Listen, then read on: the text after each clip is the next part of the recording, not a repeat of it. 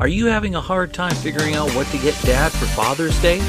Shop now at sportshistorynetwork.com/row1 and save 15% off your order when you check out Row 1 Brand's Vintage Sports Pictorium Gallery.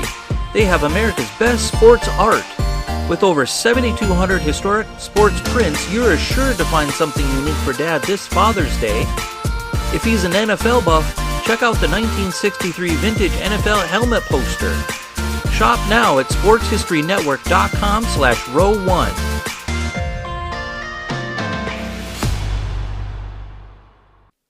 187 career wins.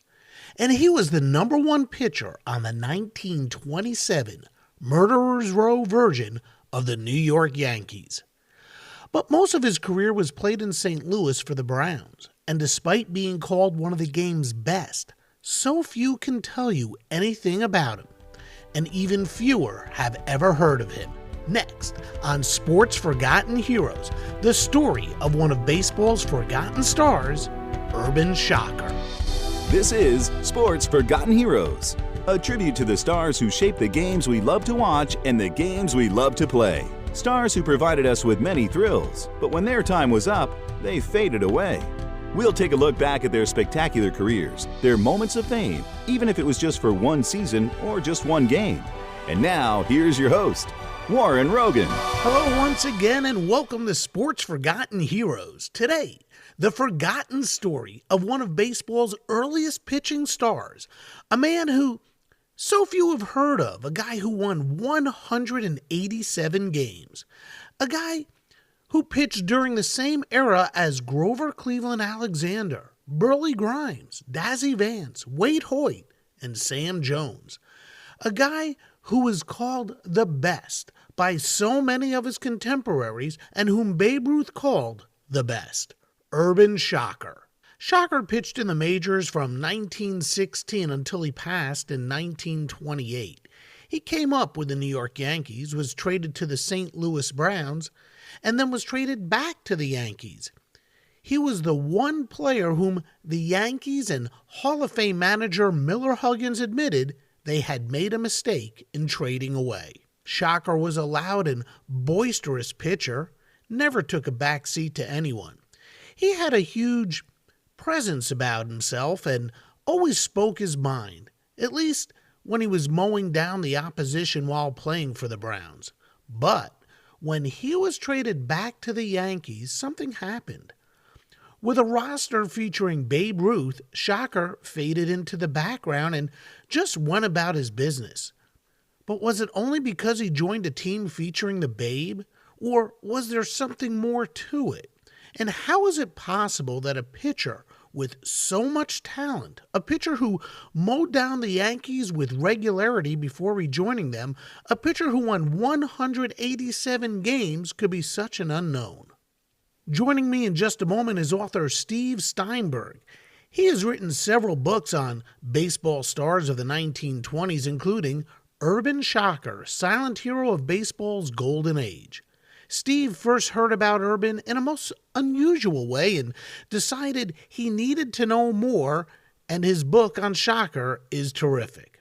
Now, before we get into today's edition of Sports Forgotten Heroes and the story of Urban Shocker, I'd like to tell you that today's podcast is sponsored by Audible.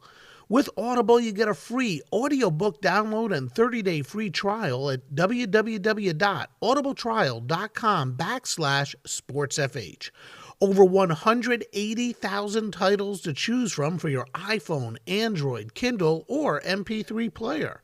Audible is a great way to show your support for Sports Forgotten Heroes and a terrific way to listen to your favorite books, especially when you're on the run. Give it a try free at www.audibletrial.com/sportsfh. I also invite you to visit the Sports Forgotten Heroes Patreon page at patreon.com/sportsfh. That's patreon.com/sportsfh. New content is posted there every day. Quizzes, this day in sports history, more information about our guests and the heroes we discuss, and it's also a great way to show your support for Sports Forgotten Heroes. Again, that's patreon.com/sportsfh. SportsFH. Follow Sports Forgotten Heroes on Twitter at SportsFHeroes. Look for our page on Facebook or visit Sports Forgotten Heroes on the web at sportsfh.com. So, Urban Shocker first pitched for the New York Yankees from 1916 through the 1918 season, and then he was traded to the Browns for Eddie Plank and Del Pratt. Plank was at the end of his career, and Pratt enjoyed a few good years with New York. The Browns, incidentally, first played in 1902 and stayed in St. Louis through the 1953 season before moving and becoming the Baltimore Orioles. Shocker played with St. Louis through the 1924 season before being traded back to the Yankees for a host of players, including Bullet Joe Bush. Back with the Yankees, Shocker joined a team that was on the precipice of becoming one of the greatest teams ever. But it was to be short-lived, and joining me now is Steve Steinberg, author of Urban Shocker, Silent Hero of Baseball's Golden Age. Steve, thanks for being here, and welcome to Sports Forgotten Heroes. Thank you. Glad to be with you. Hey, let me ask you this. Let's start here. When did you first learn of Urban Shocker, and why did you decide to write a book about him? Well, I first discovered him pretty much by accident when my son in 1998-99, who was 10 or 11 years old, I used to go with him to card shows and card shops. And I noticed a baseball card. It turned out it was from a series of black and white cards, and it said Urban Shocker on the front. And I thought that just referred to some incident, like maybe a shooting in a ballpark, an Urban Shocker. And when I flipped to the back of the card, I was the one who was shocked that this guy was, I never had even heard of him. And he went 18-6 on the 27 Yankees, right, and was dead before the 28 season ended. So that's when I really got hooked on him. And Shocker's really the one that drew me into the whole world of baseball writing. And, I did co-authored a couple books and authored a third one before Shocker. And I finally got around to it. It was time, almost 20 years later, to get his story told. What was it that intrigued you the most about him? As you were doing all the research, what intrigued you the most about Urban Shocker? Well, I think there's a couple of things. I think, first of all, is that he was as good as he was when he was dying. And he obviously was losing his physical skill, and he made some amazing transitions. But the other thing that was sort of fascinating was the fact that he's considered a rather unknown and quiet and reserved guy. And yet early in his career, I don't think, maybe with the exception of Babe Ruth, there was anybody more colorful and volatile in the game. And just looking at the change that he underwent in terms of his personality is pretty fascinating. Sure. The name of this podcast is Sports Forgotten Heroes. And what I try to do is remind people of the game's past heroes who might not be top of mind. Why should baseball fans, even sports fans in general, know about Urban? And why do you think he's forgotten? Well, the way I look at it, it's not like a fallen star. If I sort of compare the analogy to outer space, and there's a lot of stars out there, and sometimes the new ones and the brighter ones just outshine the others. It's not that they're not there.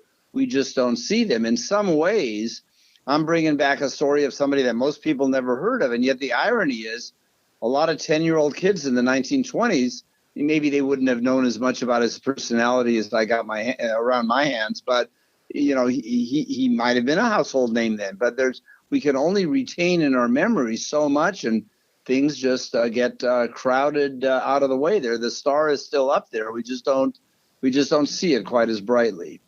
His career was, I think, really interesting, and he had one unique feature that helped him along the way, a crooked finger. Tell us about the mishap that caused this to happen, and then tell us how it actually helped him as a pitcher.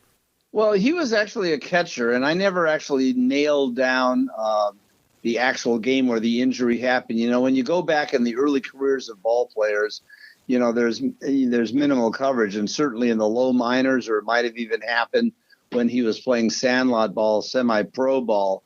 But he had a broken finger and it wasn't set correctly. And it's sort of like when Mordecai Three Finger Brown lost one finger and part of another one in a farming accident in a thresher of wheat, I think it was. It enabled him to do certain things with the ball, but Shocker just got a little hook, a crook, and the way the ball came off of it, it just made a devastating slow ball. And even though he was a spitball pitcher, a lot of his strength was on the slow ball. The change of pace, they called it then. I guess we call it a changeup now, but it was a remarkable pitch, the way he was able to just release it. Yeah, you refer to the slow ball quite often in your book. Tell us about that pitch and just what kind of pitcher Urban was overall. Well, unfortunately, we don't have any video. There may be a few seconds here or there, perhaps in the 26th World Series before Game 2. And, he relied on his fastball quite a bit more. In early career, he led the American League in strikeouts in 1922, although he only had 149. I mean, really, Dazzy Vance in the National League and Rube Waddell a decade earlier, they put up big numbers. But usually around 150 strikeouts was close to the league lead, and you can just follow his statistics. So he had the occasional spitball, the curveball, and I think he ended up using the slow ball more and more. I have a pretty vivid description from a former teammate of his, Roger Peckinpah, who described Shocker's slow ball, and I think perhaps with a grain of salt, really exaggerating it. But at the end of his career, his physical skills were, he was just losing his strength. Sure. With his illness that he probably knew about for the last 3 years of his career. The slow ball itself, would you consider that like today's changeup? Was there maybe an arch in it? Like I remember the old Yankee pitcher, I think his name was Dave LaRoche, and he used to throw the lob. Is it more like a lob ball, or was it more like a changeup that we're used to seeing today?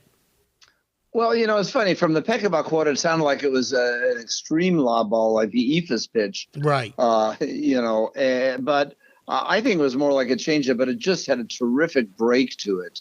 And it seemed like a spitball.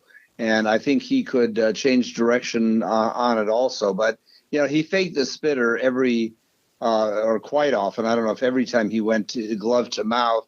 He was one of the 17 pitchers that were allowed to continue to use the spitter even after it was banned in spring of 1920.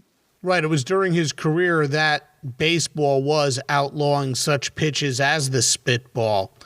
And right, like you just said, it was grandfathered in that nobody knew could throw it, but if you were already throwing it, you were allowed to keep throwing it. Is that correct?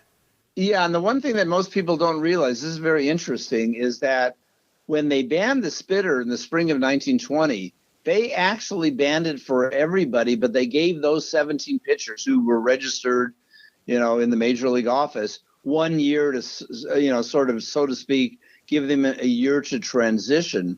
And what happened during the 1920 season, these pitchers, it's a very interesting sidebar, but they really did a pretty intense lobbying effort and ultimately persuaded enough of the owners, in part saying, why should you lose? This is an asset, a valuable asset. If an owner has a spitball pitcher, to ban him is just like sacrificing part of the value of their club. And then in the 1920 World Series, one of the dominant spitball pitchers, Stan Kovaleski, was the hero for Cleveland. He won 3 games. The star pitcher for the Dodgers, the losing team in the series, was Burley Grimes, the spitball pitcher. And baseball then basically let them grandfathered in when originally it was just a 1-year window. And Gaylord Perry wasn't a part of that. Well, I don't know. Was he pitching in the 1920s? He might have been. Anything's possible. Woo. Yeah. Hey, Urban received a lot of praise over the course of his career. The Babe said he was perhaps the best pitcher he faced. Ed Walsh said he was a great pitcher. John McGraw called him the smartest pitcher in the American League. Damon Runyon poured praise on him. So many poured praise on him. What was it about his game that elicited such praise? Well, he was a very flamboyant guy, which is paradoxical because when he joined the Yankees, and we can talk about that, he had a very fundamental change in his personality, right. And he was able to back it up. He had a temper. He was arrogant, and he and the Babe had some pretty great battles, and neither one of them came out clearly ahead.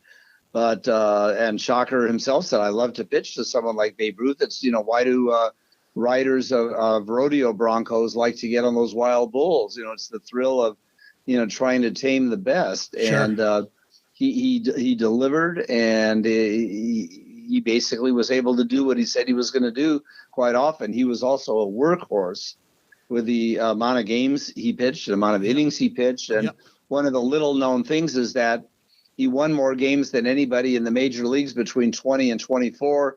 And actually in those 4 or 5 years, he actually missed an average, at least between 20 and 23, of one full month a season.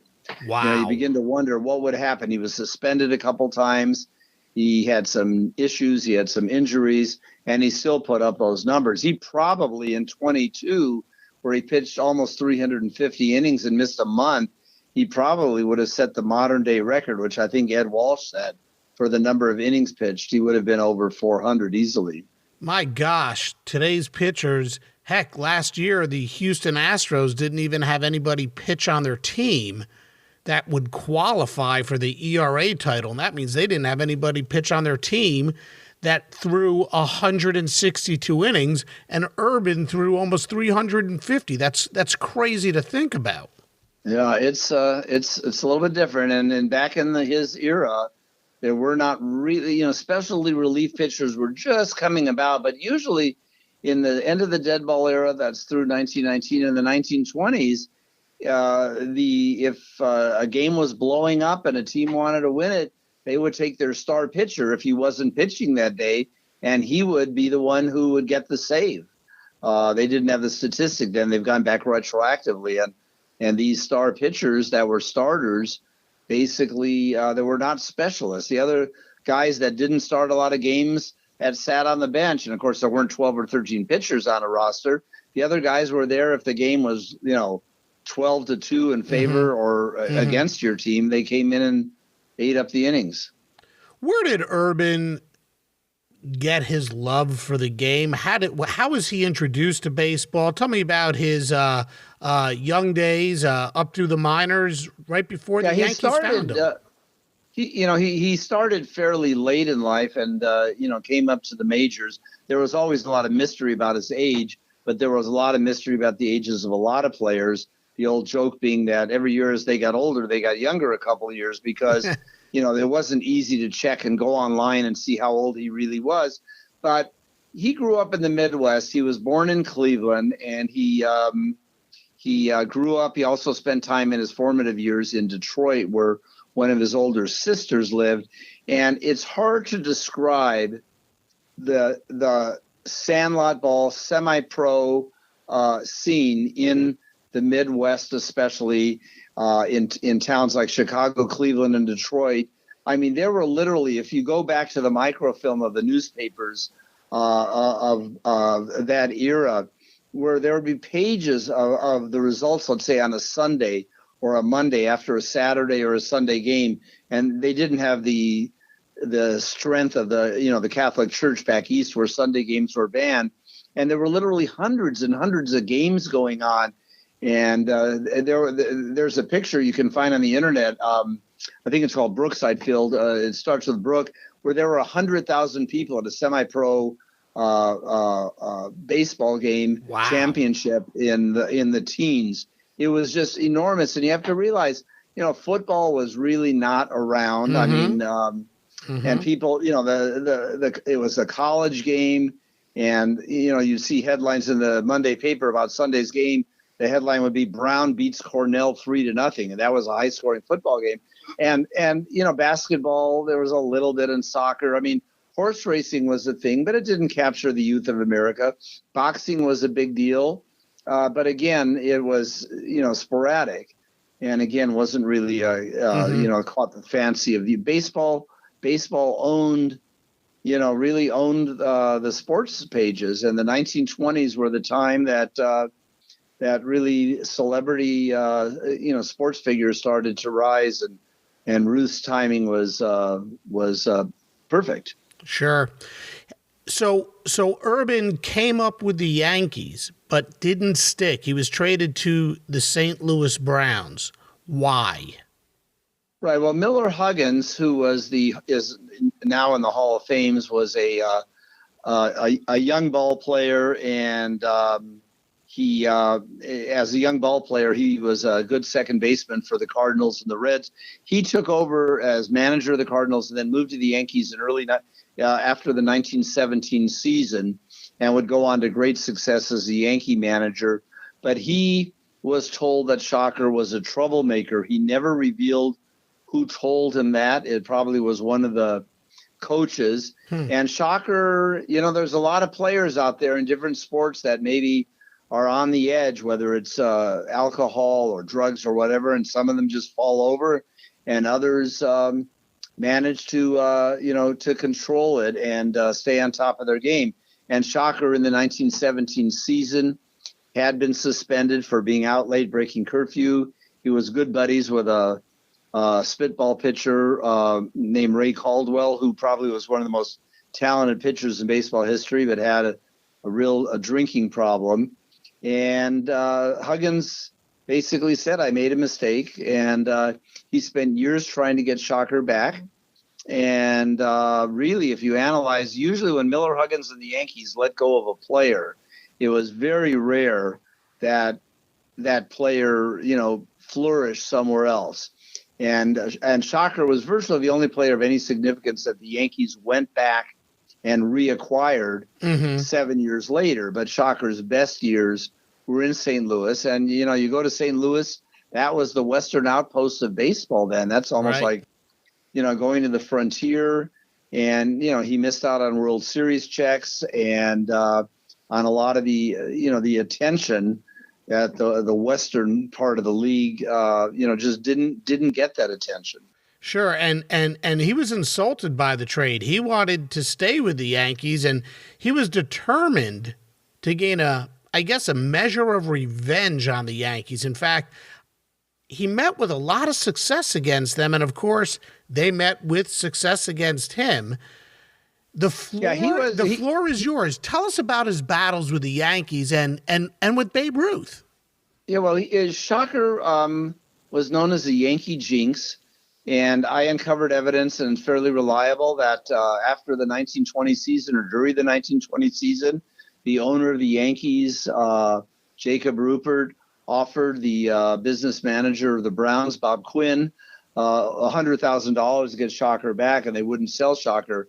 And in his early years with the Yankees, against the Yankees, he had phenomenal success. Now, he did go into the war.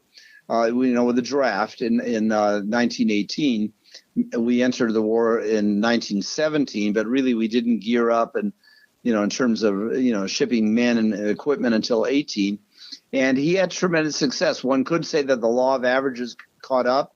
And in 1922, the Yankees started catching up and beating him. And he lost, I think, 3 or 4 games by a 2-1 score against the Yankees. And of course, 1922 was the year that the Browns came within 1 game of beating the Yankees. And, who knows, had the St. Louis Browns won the American League pennant that year, maybe baseball history would have been different, because they were the struggling team in St. Louis for a long time was the Cardinals. And in the first quarter of the 20th century, and I've done a book on baseball in St. Louis, 1900, 1925, there were a number of years both of those teams were bad.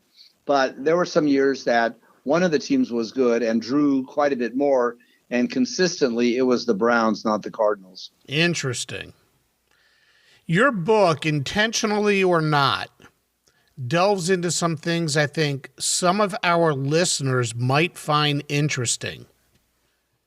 Okay. Let's talk about a few of them. First, today's teams employ 5-man rotations. It wasn't too long ago that they went with 4-man rotations, and now, as we see, some teams are even considering 6-man rotations. But like you said earlier, on some occasions, Urban would pitch every day, every other day, even come on in relief. Talk about how often he pitched. Yeah, he wouldn't. I don't think he would pitch with no days rest. Although it's funny, whenever they faced the Yankees, Shocker insisted it would be a 4-game series usually, because St. Louis to New York by train took 36 hours, maybe more. So once they made the Western swing, they weren't going to play 3 games. And Shocker repeatedly, when there was a 4-game series, insisted, and his manager Lee Full acquiesced to starting Game 1 and Game 4 against the Yankees, and he did that. And I think he was able to do it. Although in 22 he just was pitching so many innings in 1922, and ironically, what cost him was he injured his leg, and I think he realized, as many pitchers realize, that sometimes your leg and the strength that you're pushing off is as important as the arm. But he just and Lee Full was a quiet, soft-spoken, pretty good manager. Although one could criticize Lee for overworking his pitchers, but in the case of Shocker, I mean, Lee just didn't say no, and Shocker was pretty demanding of it. But that's there was. They had 3-man, 4-man rotations. I mean, we're not talking like before the 20th century where 1 or 2 pitchers pitch the whole time. But it's certainly they carried a lot more weight a lot more innings than they do now. Would he be more apt to pitch more against the Yankees than the other teams, or it was just something that he did all the time? I think he would pitch more against the Yankees, because I really think if we analyze it, so he would pitch on 2 days rest, Game 1 and Game 4. And I think other than that, he would pretty typically pitch on 3 days rest, maybe even a little bit more. And, schedules were funny then, because they didn't have, obviously they were traveling by train. So, when teams from the East went West or vice versa, you had a couple days off and just, travel days. And then they cram everything together. And it became very hard when you have rainy spring times, and it seemed like it rained every spring. The double headers piled up pretty quickly. Mm-hmm. That was another thing that you had referred to that I found quite interesting. I forget the season, but you had talked about how towards the end of the season, I believe it was the Yankees went on the road for like the final 20 games of the year, while the Browns were at home for the final 20 games of the year. They had crazy long stretches of road games and home games. Why was that? I'm not an expert on that, and that's a good question. Why? Because, it was the Yankee Stadium wasn't really being used for anything else, and we saw the same thing with the Giants. It's interesting on the scheduling. It may have made it easier to do it that way. And again, when you have a team, and if New York Yankees were going out west, they have the White Sox, the Tigers, the Browns, and who else am I missing? The Indians. So you got 4. You got 4 teams you want to play, and they would always have 3 and 3, 3 home series, 3 away series. Mm-hmm. I mean, they played each. It was a balanced schedule. You played 154 games. You played the other 7 teams 22 times, so it's not quite 6 4-game series, but. If you went on the road, that's 16 days right there, because you're not going to, you can't fly home. And then you put the travel time in there, and then you add 2-3 days on either end of travel time, and boom, you're up to 3 weeks. Right. Yeah, makes sense. Yeah. Hey, so Urban, health issues, particularly his heart. He had some real health issues that would tragically affect him later on. But every once in a while, as you had discussed earlier, he would disappear from his team and come up with all sorts of stories as to why he disappeared.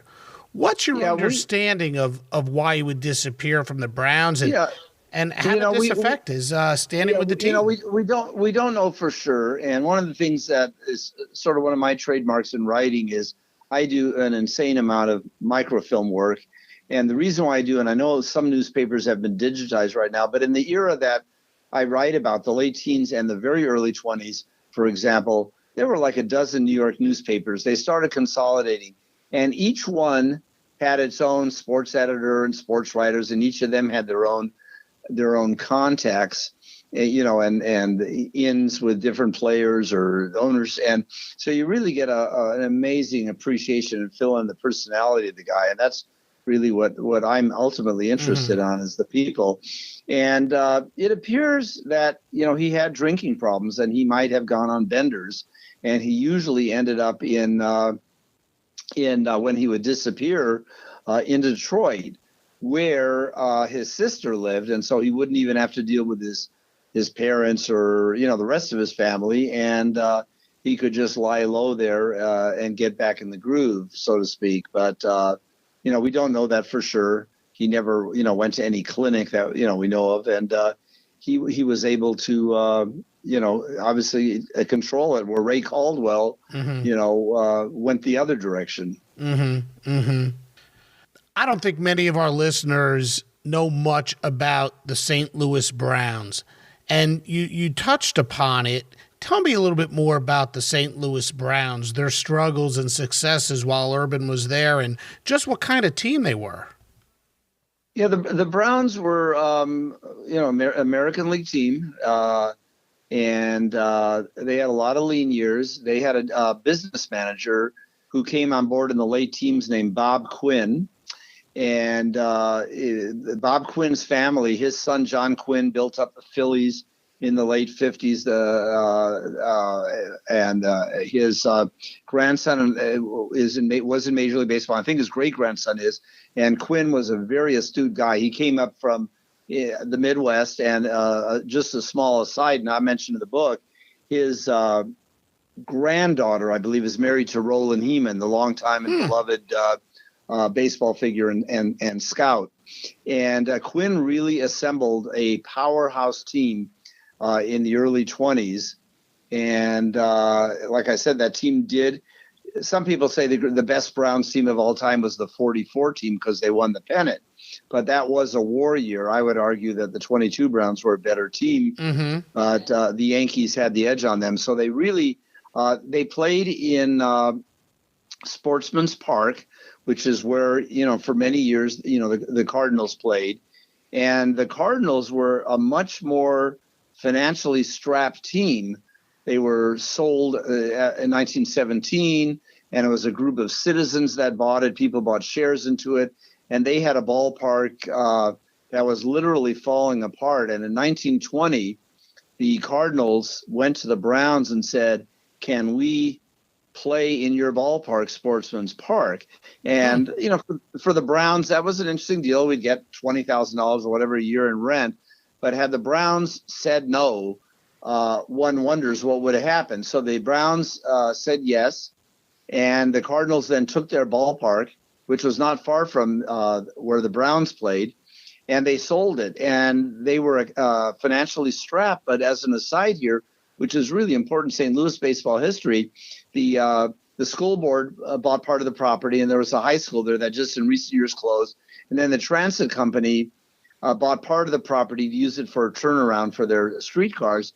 And basically, they got enough money out of it to not only pay off their debt, but for Branch Rickey to have some money to start fooling around with his farm system, so to speak, and buying a team here and there. But the Browns, the 22 Browns, were an extremely colorful team. They had an outfield in the 20s that for 5 years in a row, all their outfielders hit 300, with the exception of one of them, the last, I think it was 20 through 24, and he fell one hit short. They were an awesome team. They were always considered a hitter's team, and Sportsman's Park was a hitter's ballpark.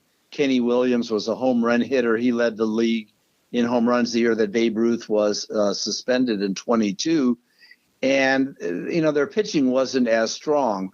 But Lee Full came around to manage the team in 21, and he was an old-time catcher, and he really coaxed some good pitching out of that team. And people don't realize the 22 Browns not only led the league, I think, in hitting, but they also led an ERA.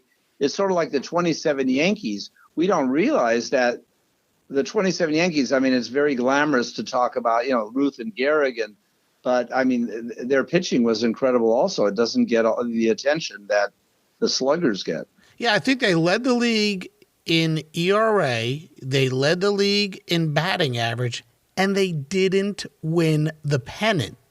And Urban led the league in strikeouts and the fewest walks per 9 innings, yet they just couldn't overtake the Yankees. Tell us a little more about that 22 season and the battle between the Yankees and the Browns, and the fact that the Browns had another really good player on their team, a guy by the name of George Sisler. Right. Well, they went back and forth all year round, and early in the season, Ruth and another outfielder, Bob Musial, were suspended because they went barnstorming, touring after the 21 World Series, and they weren't supposed to. It was a rule that very quickly got changed. But the Yankees held up. Sometimes for a month you just you can compensate, and they did hang in there.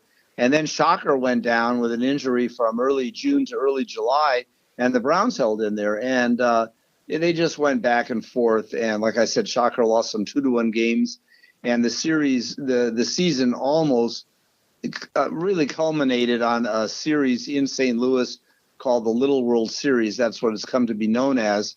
And they split the first 2 games, and I believe the Browns had closed they were within a half game of the Yankees. In Game 3, the Browns were leading until, and in the last 2 innings, there were like 6 or 7 strange things that happened. And ironically, the Yankees won, getting a 2-run single, just a ground ball up the middle. And the pitcher that was pitching in relief was Shocker.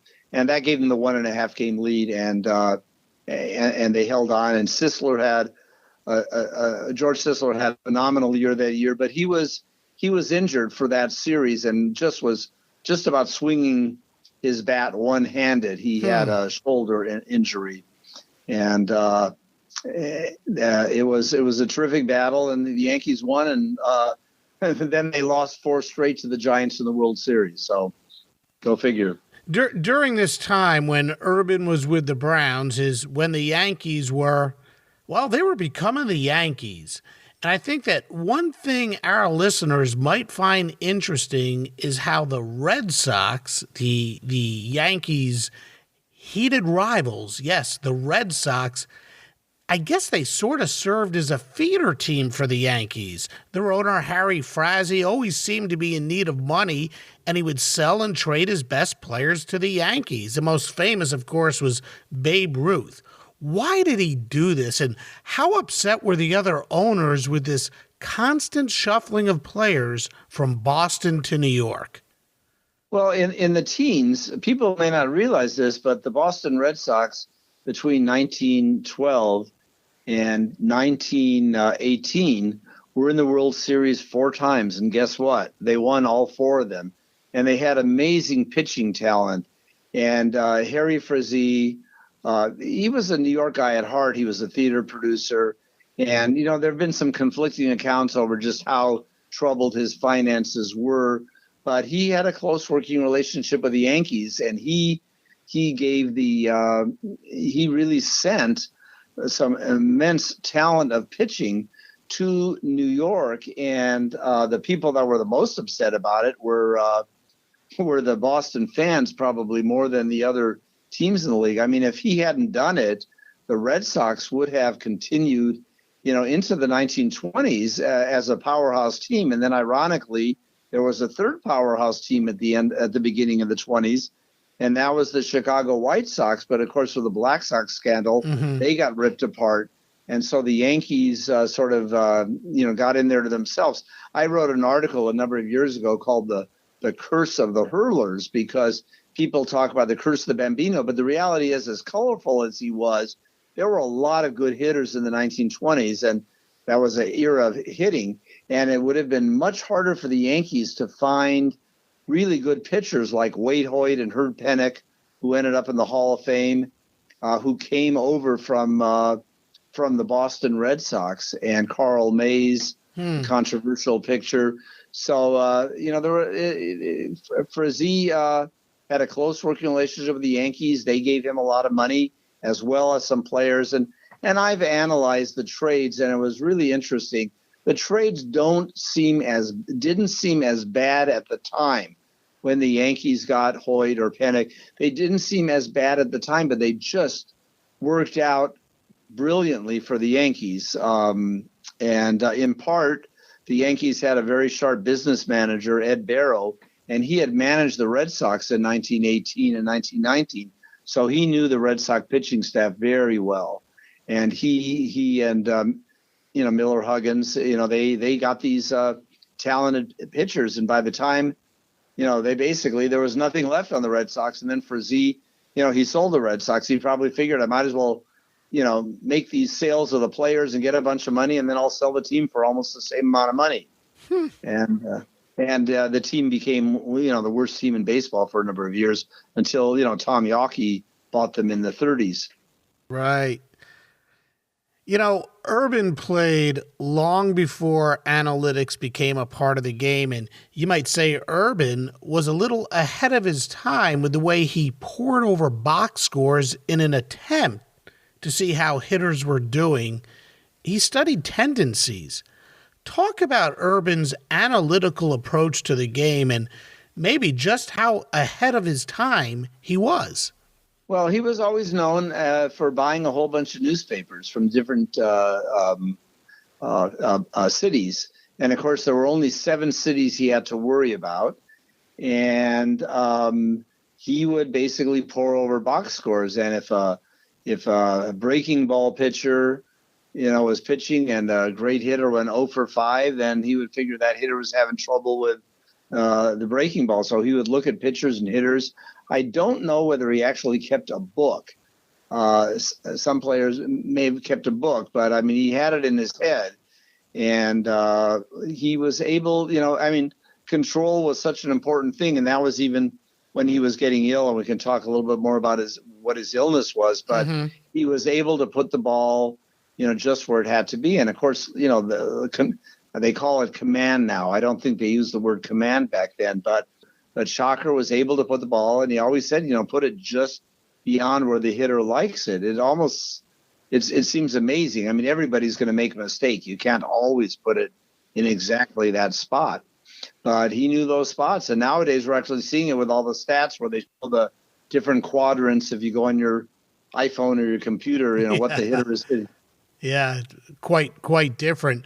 Another thing he did, he warmed up different for a game when he was on the road as opposed to being at home. And I find this really interesting. And in your book, you said Shocker made a fascinating observation about pitchers' preparations just before games.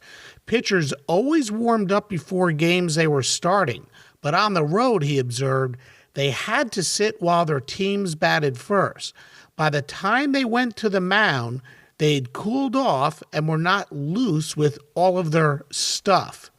Because of that, Shocker never warmed up on the road until just before he took the mound after the top of the first and not before the game. You also noted that David Smith, the founder of Retro Sheet, presented a paper that discussed this and noted a correlation that home teams score significantly more runs in the first inning than visiting teams. And this might have something to do with it.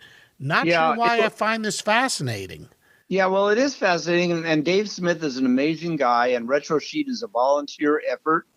A lot of Society for American Baseball research people, retrosheet.org, and basically they are inputting every single game in baseball history. You can go online and find, and now I think they're back to as far back as 1909. Wow. They have box scores and, every day. And in a lot of these games, I think from the 50s or 60s on, they have play-by-play. But Dave Smith analyzed it. When he analyzes games, and he's a computer wizard. He'll take, he'll jokingly say, I have a small sample size today, 13 million at bats. But he looked at these games, and that first inning was just so wild. And he looked at all possible reasons. Maybe it's because of travel or whatever. And Shocker may have been aware of something. He was a pretty heady guy, and he thought about it a lot. I mean, he obviously loved the game and continued to pitch when he got sick. He was really observant. What do baseball players today, or managers today, or researchers today have to say about that theory? I mean, do managers and pitchers does that even cross their mind? I don't know whether that's gotten any, play into the mainstream. There are these things. That's a good question. I don't think it has. One of the things that I have been aware of, people sometimes, just if I can digress for a minute, argue what's the most exciting play in baseball. And some people will say a steal of home, and others will say an inside the park home run or a triple. And I've often said the double suicide squeeze, and people look at me and the Yankees of the teens and Connie Mack's Athletics executed the double suicide squeeze. Many years ago, I embarrassed my kids because I wrote a letter to Lou Piniella to keep it in his hip pocket. He never used it. But, I mean, here again, there was a play where your runners are on second and third, and if the squeeze bunt is executed properly towards second base, when the pitcher's charging in and the second baseman's charging at first base, the runner on third scores, and the runner on second never stops at third. So I haven't seen anybody do that play in a while. I don't know how many years it's been. Sometimes maybe on an error or a throwing error or whatever, it might be scored that way. But I don't think that observation has that's a good question. We'd have to ask Dave Smith, because people are getting more sophisticated in front offices, and they study retro sheet. And I think his paper with those findings is right on the retro sheet website. So back to Urban, he really wanted to get back to the Yankees. Now, intentionally or not, and in reading this in your book, he sort of pushed the Browns' hands to trade him, especially when the Browns wouldn't let his wife travel with the team. In fact, he nearly became baseball's unofficial first free agent. Explain this episode and the role Kennesaw Mountain Landis played, and how Urban finally got back to where he wanted to play, New York. Well, it's an interesting thing. Some teams had rules that wives could not travel on the road. And there was a feeling that the different wives would, maybe sit and start fighting watching the games. Other teams said, let the wives come along because the players behaved themselves a little bit more. And the Browns had a rule and that they couldn't travel on the road. And Shocker wanted to take his wife in 1923 at the end of the season. Subsequently, what came out was uncovering some papers that were at the Hall of Fame, is that his wife was suffering from cancer. And they used the word then at the time, and they wanted to visit a specialist in Philadelphia. But to make a long story short, he was suspended. He won 20 games by the end of August. This is one of those years that he missed an entire month. And, baseball had a commissioner starting in 1920. And Commissioner Landis had some pretty amazing powers. And one of the powers that he had was that any player could appeal to him. Quite frankly, a few minutes ago, I talked about the spitball. And one of the reasons why Major League Baseball might have grandfathered those pitchers might have been that the owners were afraid if some of these pitchers were to appeal to Landis, that their livelihood is being taken away, because the spitball is being taken away. It's unjust. That the owners might have been afraid of Landis, so they just grandfathered them. So in this case, Shocker took his case to Landis, and he wanted to become a free agent, because if he were unhappy, he could almost force the team to trade him, but they wouldn't necessarily trade him. There was no free agency, to the team that he wanted. They could have traded him to a bad team. Mm-hmm. And it just, the case was going to go to Landis, and nobody knew how Landis was. Landis and the American League president had a bitter rivalry. And so there was a feeling that Landis might just make Shocker a free agent.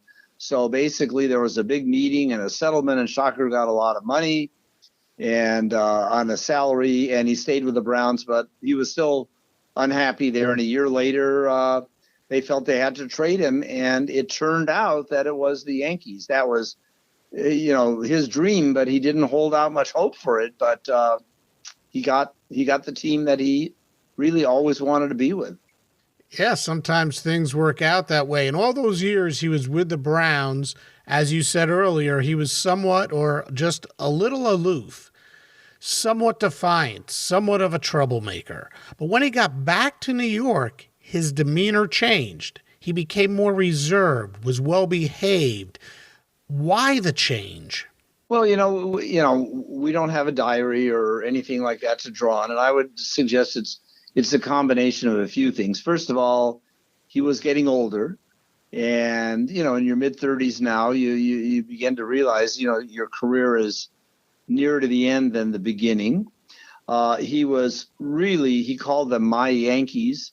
He was just so happy to be back with the Yankees and so satisfied, and so he didn't have all that fight in him. And who knew? But when he used to fight like heck. When he pitched against the Yankees, he was impressing Miller Huggins, the Yankee manager, who wanted that kind of a fighting spirit. So he had the fact that he was a veteran, the fact that it was his beloved team. Probably a third reason is, let's face it, when you're on a team with Babe Ruth, he sucks a lot of the oxygen out of the room. But the fourth thing is that around the time, apparently, that he just got traded back, it happens in life that your happiest moment can be bittersweet. He probably learned that he had a terminal heart disease. I was just going to ask you about this. Everybody is going to react somewhat differently, but is going to react to knowing that he's dying. And Shocker, he became a very quiet and reserved guy and just went about his pitching, and was the key Yankee pitcher in the 26 team that won the pennant. It is a stunning. People think the Yankees of the 20s were a dynasty. They were a dynasty in the early 20s. They collapsed to seventh place in 1925. Very few people gave him a chance to do anything, or Ruth to do a chance. And Shocker was the one who really led the way when they built up that big lead and then went on to win the pennant in 26. So he won 37 games those last 2 years, 26 and 27. Mm-hmm. And he kept to himself. I actually didn't put this in the book, but I got to talk a few times to Little Ray Kelly some years ago. Little Ray Kelly was Babe Ruth's mascot. Some people may remember seeing a picture of Babe Ruth sort of kneeling, holding a bat, and this little 3 or 4 year old kid. And Ray Kelly was sort of brought to Yankee Stadium and became a regular. The story was that Ruth was driving on Riverside Drive and saw this kid and his dad playing ball. Ruth got out, said, "Come." Anyway, Ray Kelly became a fixture in the Yankee dugout. Eddie Bennett was the young bat boy, but Ray Kelly was Babe Ruth's mascot. And when I asked him about Shocker, Kelly said, he said, "I could tell you stories about any person on the Yankees that I remember from 26 to 27, but I really can't tell you anything about Shocker." Wow. Because he kept to himself. Wow. And this is a guy that in the early 20s was about as rambunctious and flamboyant as any guy in the game. So he gets to the Yankees, and I guess, this is when he finds out about his heart problems. How is he able to hide his heart problems from everyone, especially with such fluctuations with his weight and actual physical appearance? Well, he, and I'm no doctor here, although I certainly consulted with some different cardiac doctors, one of which I quote in the book. And, he had mitral valve failure, which nowadays, if your mitral valve is, basically the valve doesn't close properly and the fluid leaks back into the chamber.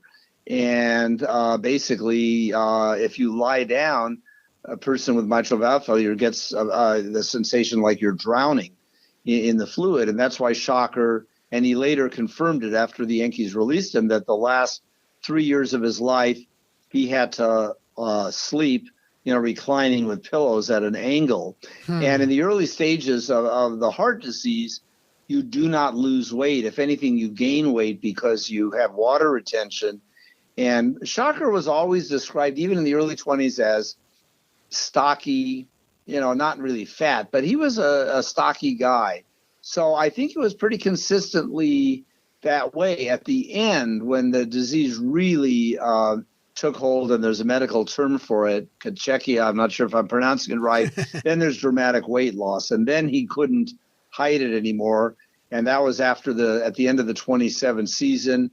And that's why he didn't show up for spring training in 28. And he had this huge sort of charade. It was the mystery of baseball. Why is Urban Shocker quitting baseball to go work in his electrical business? Ball players don't walk away. And finally he gained enough weight to show up for spring training, but he was very sick then, and just pitched in one game in 28. But it was, nowadays, if you have mitral valve failure, from what I understand, is you go to the doctor and they put this mesh, I've seen what they look like, valve in you, and you're home for dinner. But in mid-20s, it was a death sentence. And yet, through all of this, 1926 and 1927, he was still pitching at a pretty high level. Talk about how his game transformed on the mound. Well, especially in 27. So the 2 years combined, he won 37 games, and he lost 17. Now, granted, he was playing for a good Yankee teams, the 2017 great Yankee team, but he just increasingly, his strikeouts fell down, and he was just breaking the ball around the corners, and people were putting it into play. He was always known, as a lot of pitchers even back then, they don't bear down necessarily in every single pitch. And they may be, many of the pitchers this era, the good ones, were known, okay, they give up hits, but they're really stingy with runs, So he just depended more and more on his head and his knowledge of hitters, and less of his physical strength. And I've got some pretty dramatic quotes in there that, he just didn't have much physically. And And he did, we could talk about the 26 series, but in the 27 series, World Series, he did not start a game. And I don't know exactly when Miller Huggins knew something was wrong, but he was already beginning to lose weight. And in 27, in September, he wasn't finishing games. And so he did not get into the 27 series. So. Right. Yeah. Let's talk about 26 for a second. What I find ironic is he finally realizes his dream. He makes it to the World Series, and it comes against his old crosstown rivals, the St. Louis Cardinals. And it wound up being such a disappointment. Talk about the 26 series. Right. Shocker was considered, and I think maybe not during that season, but during 22, when the Browns were threatening, Babe Ruth had a column, and I think we all know Babe Ruth didn't write his own columns, but it was a knowledgeable sports writer, Ghost wrote it, said that it is not inconceivable for if the Browns get in the World Series, that Shocker would win 4 games, that he could literally, if it went, let's say 7 games, that he might do that. Wow. And ironically, the Cardinals were his crosstown team. As a Brown, they usually played I think it was preseason rather than postseason series. And supposedly he had in the spring training series, he had a unbeaten or just only one loss against the Cardinals. And ironically, he goes up. Here he is, this aging pitcher finally getting his moment in the sun. And he goes up against another aging pitcher, even more famous than him, Grover Cleveland Alexander. Mm-hmm. And they started game 2 against each other. And Shocker, it went into the late innings, a 2-2 game, when Shocker gave up a 3-run home run to the right field porch. The ball went around 300 feet. But, we sometimes forget that. Baseball is different than other sports. The field isn't 100 yards long, and, the basket isn't 94 feet or whatever. There's variations. And I have a quote in there where Huggins is moaning about how Shocker it was a little pop fly that the wind took out.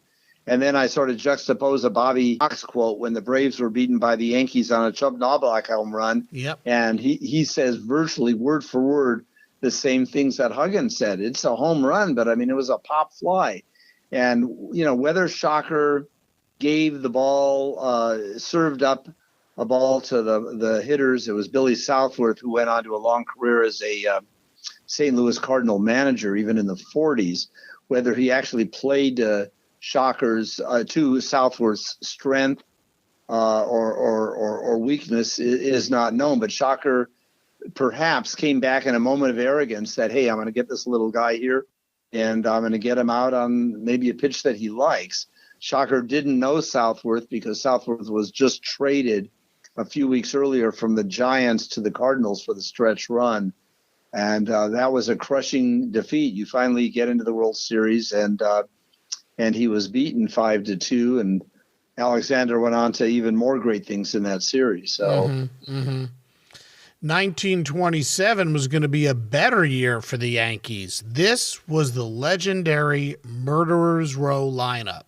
They made it to the series and they won it, but like you said just before, Urban went 18-6 that year, sustained several different types of injuries, but he thought, finally, this is it. This is my time. But Miller Huggins didn't start him in any of the games. Sure, Urban was on the roster and he warmed up to come on in relief a few times, but he never made an appearance. This had to be so incredibly disappointing to him. The Yankee pitching was great, and they had a young a kid who George Pipgrass, and I think they were facing the Pirates, and Pipgrass gave up a leadoff triple to one of the Wainer brothers, and Shocker thought he was going to get in, and he was told that he was the first one in, and Pipgrass settled down and pitched really well, and all the Yankee pitchers pitched well. They used I'm not sure. I think where he was more disappointed was in the 26 series after, he pitched fairly well in that game 2. And then the series went 6 games and then it went 7 games.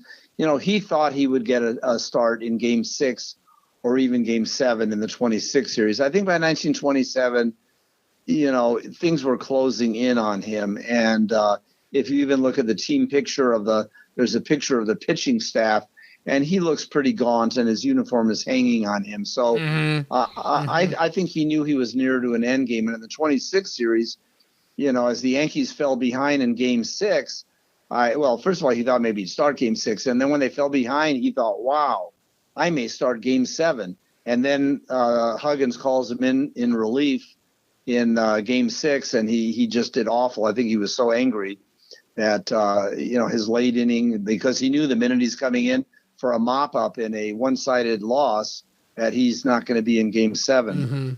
But 27,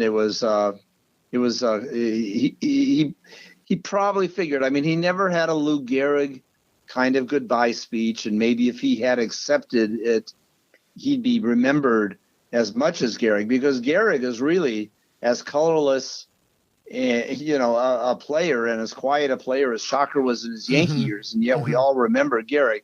Now, granted, Gehrig as a hitter was better and more, famous than Shocker as a pitcher, but Shocker really thought that he just hoped against hope that he could beat this thing and make a triumphant return. And it just didn't happen. He had a terrific career, 12 years, I think it was. He won 187 games. Players continually poured praise on him.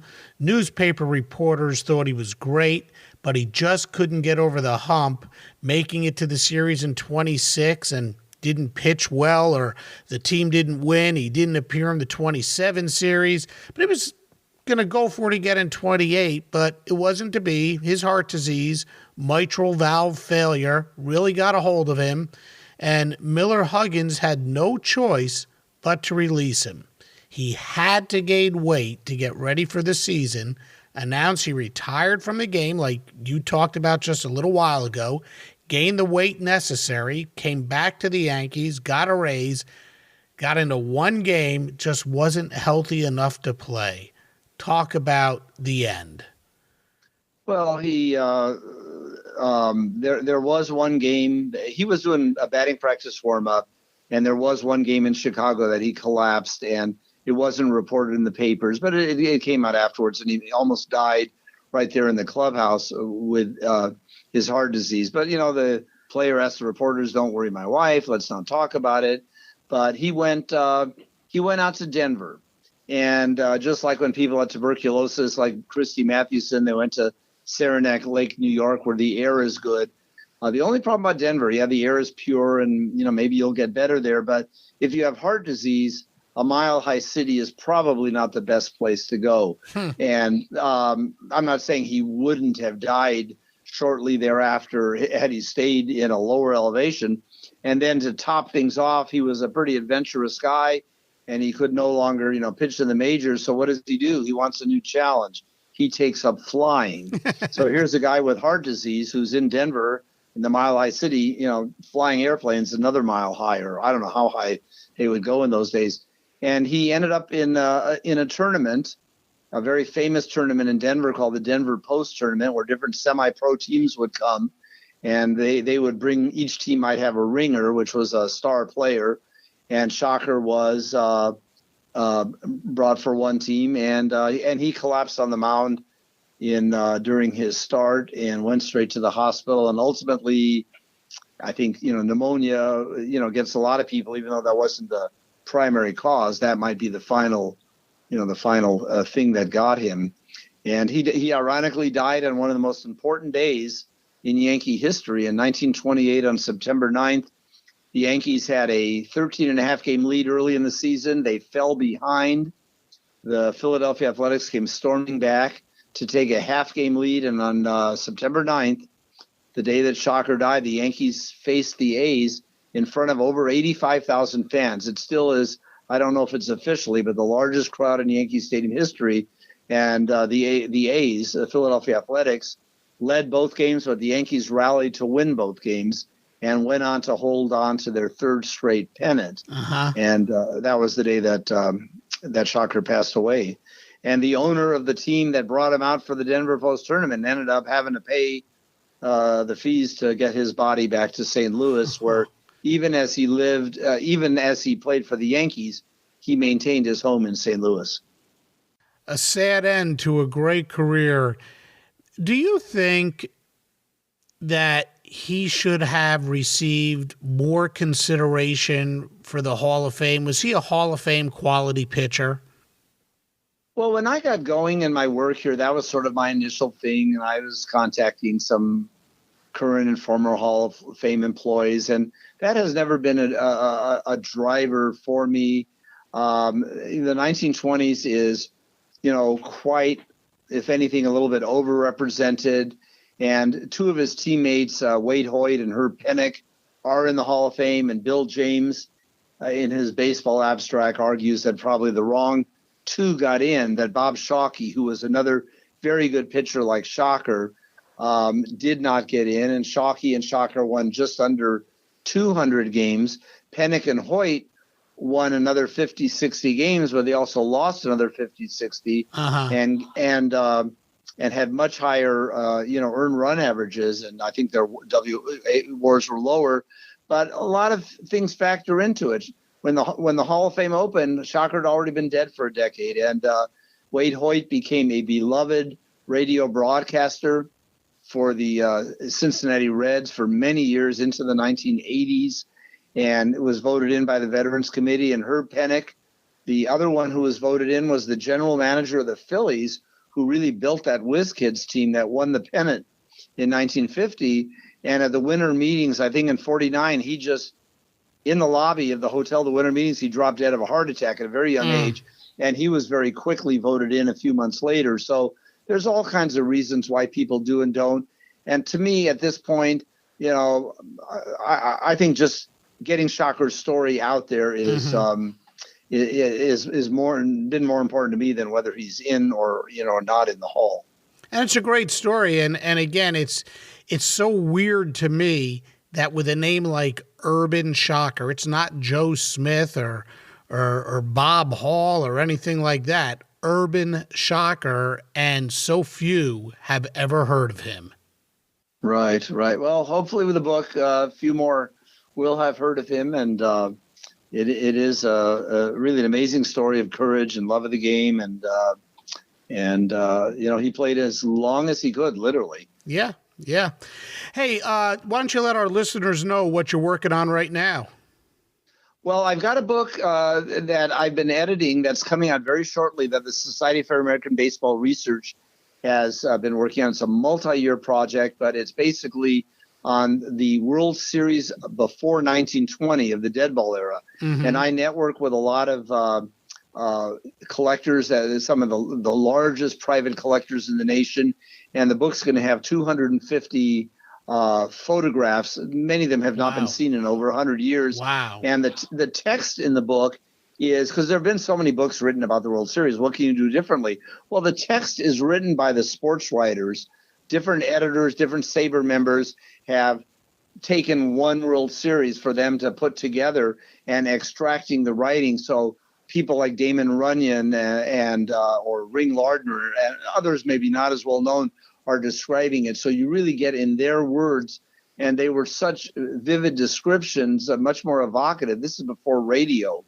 And so that book's going to be out in the next few weeks. Like I said, a lot of photographs and very unique kind of book. And then my co-author, Lyle Spatz, and I, who've done 1921 on the Yankees' first pennant and have done The Colonel and Hug, the dual biography of Jacob Rupert and Miller Huggins. We are working on a dual biography on a couple ball players that kept on coming back from the 1920s that were thought to be washed up, and they just shocked the baseball world. And exactly, how they shocked it, we're going to tell their stories. Jack Quinn, who pitched until the age of 50. Jamie Moyer broke his record here a few years ago. And Howard Emke, who probably has the most stunning World Series victory, arguably of all time, when he was washed up and could barely throw the ball and threw a complete game one victory in the 1929 World Series, setting a strikeout record. Yeah. So that book's going to be, that book's still a few years away, but the Dead Ball World Series book is going to press now. Steve, thank you so much for joining me on Sports Forgotten Heroes. A terrific conversation, and I certainly hope you would entertain coming back again sometime. Well, Lyle and I tend to enjoy writing about people that have been overlooked or forgotten. Maybe they were not overlooked at one time, and the new book we're working on is just, again, right up the alley of your program. And I thank you, and I think Urban would somehow thank you also for he waited a long time to get his story out there. Awesome. Thanks again. Thanks so much for being here. All right. Thank you. For his career, as we said a few times, Shocker won 187 games. He also lost 117. The 4-year stretch of 1920, 21, 22, and 23, he won more games than anyone else, winning 20, a league-leading 27, 24, and 20, respectively. Of course, his best years were with the Browns. Overall, with St. Louis, he went 126-80, and with the Yankees, he went 61-37. Baseball Reference has this cool little feature that identifies similar pitchers. Developed by Bill James, here are some of the pitchers of whom Shocker was similar to. Jack Chesbro, a Hall of Famer who once won 41 games in a single season. Overall, he won 198 games. Mike Cuellar, who won 185 games and in 1969 won a Cy Young Award after going 23-11 for the Baltimore Orioles. And more recently, Jimmy Key, who won 186 games for the Blue Jays, Yankees, and Orioles. The great writer Damon Runyon, fellow pitcher Grover Cleveland Alexander, Babe Ruth, so many, said how great Urban was, and yet, for whatever reason, even with a name like Urban Shocker, so few have ever heard of him. He was one of the game's best, and he won more games in a fewer number of years played than such Hall of Famers as John Ward, Hoyt Wilhelm, and Dizzy Dean. Of course, campaigning for him to be elected to the Hall of Fame is not the purpose of this podcast, but still, he certainly merits consideration. Next time on Sports Forgotten Heroes, we're going to take a look back at an absolutely fascinating tennis career. Now, don't disappear on me. This is really a remarkable story. It's the story of Gottfried von Cramm, who might have played with more pressure on him than any other athlete in any other sport, period. While representing Germany as a Jew, as Hitler was coming into power, von Cramm knew, had he lost a particular Davis Cup match to American Don Budge, he might have had to face the wrath of Hitler. And who knew how the Fuhrer would have reacted? Like I said, a simply fascinating story about a real hero who helped so many during one of the most horrific periods in history. That's next time on Sports Forgotten Heroes. Thank you again to today's guest, Steve Steinberg, and we'll see you next time on Sports Forgotten Heroes. We here at the Sports History Network proudly partner with 26 podcasts, all revolving around the history of sports. But did you know that many of our hosts were sports history authors way before they started their shows? It's true. We've got Joe Ziemba, host of When Football Was Football, Joe Zagurski, host of Pro Football in the 1970s, Mark Morthier, host of Yesterday's Sports, Tommy Phillips, host of Lombardi Memories, and Scott Adamson, co-host of From the 55-Yard Line. All these authors have many books for you to choose from. To check them out, go to our website at sportshistorynetwork.com/sportshistorybooks. Pick up your copy today. Soundtrack provided by Kevin MacLeod of filmmusic.io.